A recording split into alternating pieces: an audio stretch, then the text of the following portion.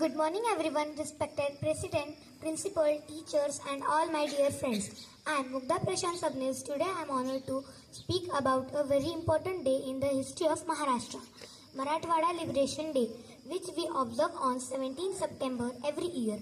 This day marks the liberation of Marathwada region from the rule of Nizam of Hyderabad in 1948. After India gained independence on 15 August 1947, most princely states are joined the Indian Union.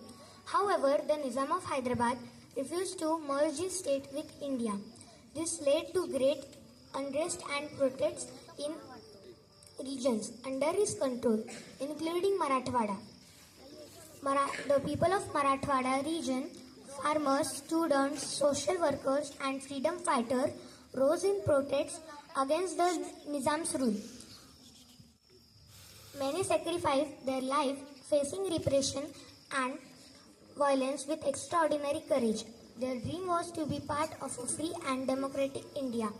On 17 September 1948, after the successful Operation Polo by Indian Army, Hyderabad was integrated into the Indian Union and Marathwada was finally liberated.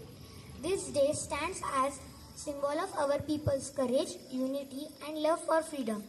Marathwada Liberation Day reminds us not only of our proud history, but also of the sacrifice of countless unsung heroes. It is our duty to honor their memories by upholding the values of freedom, democracy, and social justice in our everyday lives.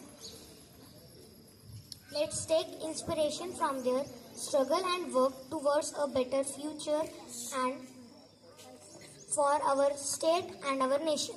Thank you. Jai Hind, Jai Maharashtra.